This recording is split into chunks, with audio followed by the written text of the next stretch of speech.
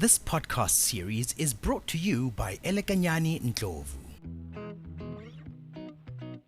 For more details, visit elendlovu.com. My name is Elekanyani Ndlovu and welcome to Womanifesto. Womanifesto is about educating one another through conversation, asking difficult questions and engaging our experiences holistically. It's about challenging each other to grow, to innovate, to think and move in ways that will impact people positively. 59% of the global population is active on the internet. 3.96 billion people are social media users. In Africa, 39.3% of the African population uses the internet. In 2019, 22.6% of the African female population had online access. The internet can be a vital source of empowerment. This means that women can access networks that can help them to communicate, set up businesses, and access financial and government services. But along with these opportunities, connectivity also creates a risk for attack. Hackers attack every 39 seconds, and on average, 2,244 times a day. 62% of businesses experience phishing and social engineering attacks, and this risk is increasing. It is important that we have a security-minded attitude when we are online. This week, I will be talking all things cybersecurity with Lungile Mjali from Clarafo. Clarafo is an ICT company with a focus on cybersecurity, governance, risk, and compliance solutions. It was founded in 2014 and it is a majority Black female-owned and 100% Black-owned. Their customers include multiple companies from across many industries, including telecoms, financial services, breweries, government, and engineering. You can visit them on clarafo.co.za. Lungile was born and raised in Newcastle, and she moved to Pretoria to study financial information systems. Lungile heads up key accounts management at Clarafo, where she's responsible for the client's technical and business support. Lungile, welcome to Manifesto. Thank you for welcoming me. It's a pleasure and an honor to be in this podcast that enhances women and raises awareness, especially around cybersecurity. What is this crime that happens on the internet or online? We refer to this crime as cybercrime. It is crime that involves devices and network. These intelligent people that do this crime, they sit behind your network to get to you. And what are they after specifically? It can be anything. They can be after just ruining your reputation. We've seen that happening during the 21 days of lockdown. A couple of gentlemen were having an online meeting on Zoom, and that Zoom was hacked to publish some disgusting content. It depends on the motive of the person doing it. It can be of gaining information that is encrypted. It can be of financial fraud. Second one is please use a strong password. Do not repeat your passwords. Make them complex for your system. Use characters, use capital letters, use digits, and you can also even have a password management systems, e.g. like your Kaspersky. What Kaspersky does is that it saves a strong password for you. So you would have a password for Kaspersky. Kaspersky would have passwords for you to authenticate with. Keep your softwares onto your systems updated all the time. So when your computer asks you for updates and you say, I'm busy, stop that. Just say updates. It prevents you from being a cyber victim. Manage your social media passwords or settings. Change them regularly as well.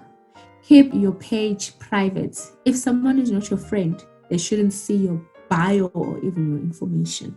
Don't display your email address, because most of the time your email address becomes your username on your social platforms. Somebody could just simply have access to your Gmail, then they can have access to all your accounts. So that is where the danger is. Remember to log out regularly. You use someone else's machine, maybe you use your husband's machine, you log in and then you leave it open or you leave it locked on, only to find that he leaves his machine at work open and he goes out for coffee. Someone enters and finds Ella's Facebook open. They start posting stuff just for reputation damage. Some people just do it for control, just for the fun of it. Yeah, some people are just in jail just to make your life a little bit crazy. Yeah, so strengthen your home network. Now everyone is working from home.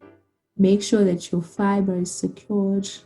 Make sure that when someone comes into your home, they ask for your passwords regularly as well. Your internet password gets changed as you have visitors. Manage your home network. We need to talk more about internet to our children. I don't know how old your children are.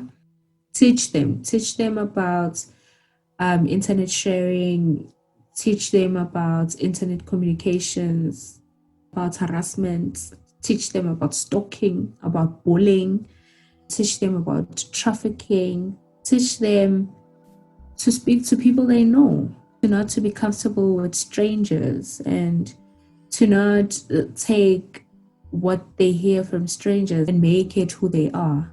Because some kids change behavior because of internet, because someone is telling them, you are old now, you are able to tell your mom that you're not coming back this weekend.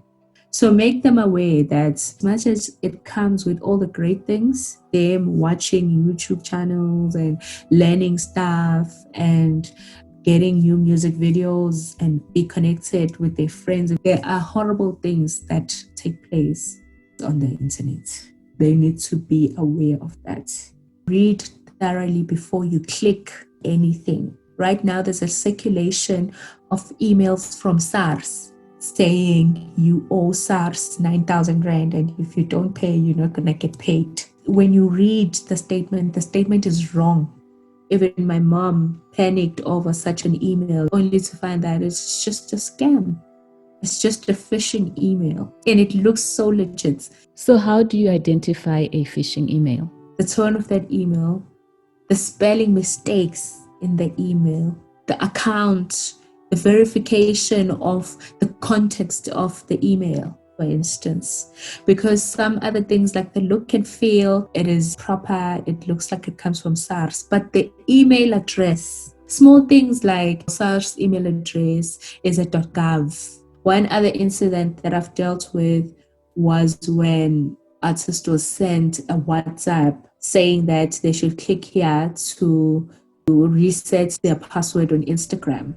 Rather, when you get a message like that, go to that platform and go to settings and change your password from within the platform, not by clicking any links. They ended up losing their account totally. They had to start from scratch.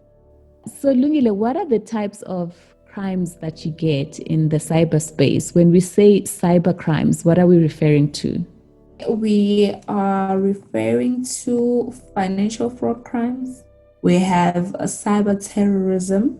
We have cyber sex trafficking, which we have seen it has escalated so much during this lockdown period, especially with women between the age of 18 and 30 going missing. We have a cyber warfare where it's just countries hitting each other on their networks.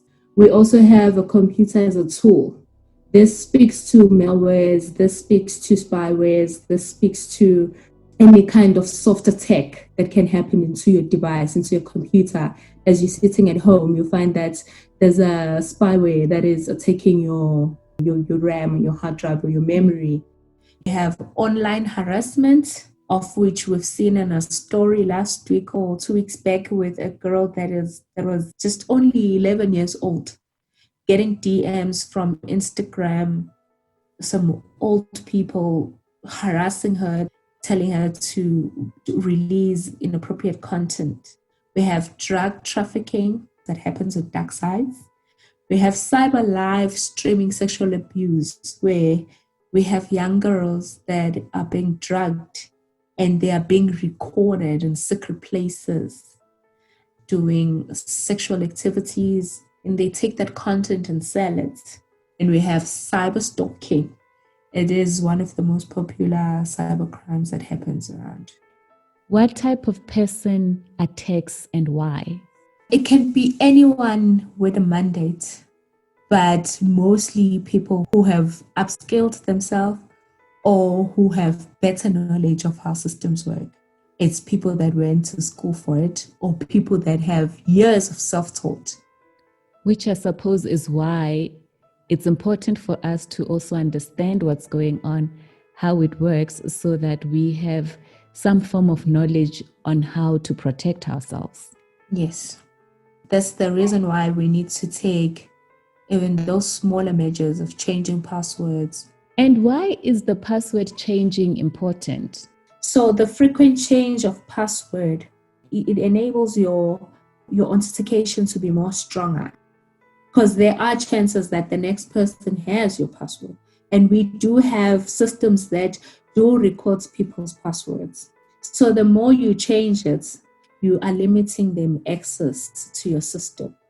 Lungile, are women more vulnerable to cybercrimes? Yes, they are. So statistics shows that cybercrimes that are happening on day-to-day basis, most of them, like 65% of them, are happening against women. So women aged around 18 to 30 are mostly victims of such crimes. So how can we protect ourselves? Stop using free Wi-Fi without a VPN. Have VPNs. It's always a good idea to use a VPN whenever you are on a public network. Just have a VPN. VPN will always make sure that whatever message that you're trying to send is encrypted until it reaches its destination, where it's going to get decrypted for the next person to read. So as it travels in the network, no one can actually see what you've written until it gets to the right destination. Download a VPN as an application. So the message is download VPN, use that on free Wi-Fi. It is always a good idea for you to have VPN for the Wi-Fi networks, especially outside your home. Libraries, cafeterias, hotels. You can name all these kind of places that people go to. So yeah, airports. Coffee shops. Yes. So your virtual private network, that is a VPN. It's a virtual private network. It is important for one to have. It helps you to be secured. So if your data can be stolen, your reputation can be damaged, what are the basic things that we should at least have in place as a business, as a small business? Imagine being hacked. I believe that every organization, they should have a division of cybersecurity in-house. You should be aware of what you have in your network. Each and every business needs to have protection around their network, around their database, protection of customers' information. Currently, we have a tool that we use for governance, where POP is in place, and GDPR, where certain information cannot just be shared with anyone anywhere. That is a role for every business. Make sure that customers are protected, the business is protected, because most of the information is being leaked via people being phished. So it is highly important that you keep your network secured, your data privacy is secured as well, and you have campaigns for awareness and phishing to enlighten your staff that there is cyber attack, there is cyberbullying, and sometimes in most of the cases, It happens because one did not have sufficient information of our awareness in phishing. How often do companies get hacked? So we wake up to companies being hacked almost every week. Big companies being hacked almost every week. Companies do get to a point where they feel like we have spent a lot and now we are secured. Each and every environment needs to be now and again be reviewed, be health checked, be updated, because as much as businesses try to keep up the level, the hackers are also keeping up the levels and they are getting great at it. And now during this COVID-19, they've seen a very huge loophole to actually get inside and just make sure that they destroy some of the work that has been built for years. So if you're an executive at an organization, what should be some of the things you should concern yourself with? And businesses should really invest in making sure that their primary assets, which is information, data privacy, is always taken care of, and measures are in place to secure such environments. Even if it means that you have to spend a little bit more on your infrastructure to make sure that your databases, your environment is highly secured, that no one without authorization has access into your system. People think that only IDs and bank accounts information are critical. But let me tell you that your name, your last name, and your first name are as critical as your ID number. According to Poppy, this is information that no one except the person that you have an SLA with should have a right to. Lungile, thank you so much and all the best with your career, and happy cybersecurity at Clarifo. You too. Bye-bye. What we need to stop and think about is, in a world that is increasingly connected, how do we create an information society that accommodates the needs, aspirations, and visions of Africans, and especially African women? Only 22.6% of African females have access to the internet. What are the infrastructure deficiencies, policy gaps, structural and cultural features should we be talking about to create a cyberspace that can assist women realize economic sustainability and dignity? My discussion with Lungile has led me to agree with what Ray Rothrock says in his book, Digital Resilience. That one, it is important for us to be aware and to have the educational foundation of what all of this means, and that a cyber attack can't be viewed as something that affects other people and not you. And two, the distributed nature of the networks leaves so many networks vulnerable to attack, and therefore an attack on an individual or a business is inevitable. Lungile spoke to us about the actions we can take and what we can implement today to safeguard the different threats. We must use a full-service internet security suite. We must use strong passwords, keep our software updated, and manage our social media settings. We must strengthen our home networks and talk to our children about the internet. As business leaders, we need to take a proactive approach. Cyber attack is inevitable, and these attacks are becoming more diverse and complex. So as business leaders, we need to spend our money on how to recover data quickly and keep our essential services going during an attack.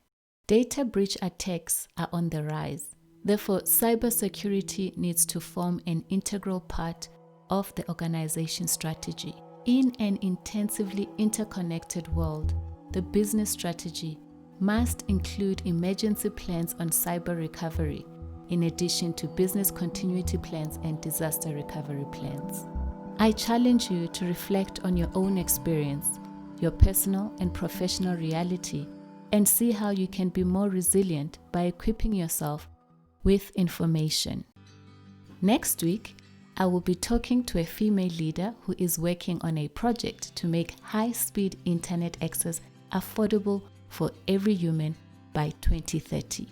And we will talk about why internet access matters and why, as women, we should participate to create a cyberspace that doesn't widen the inequality gap.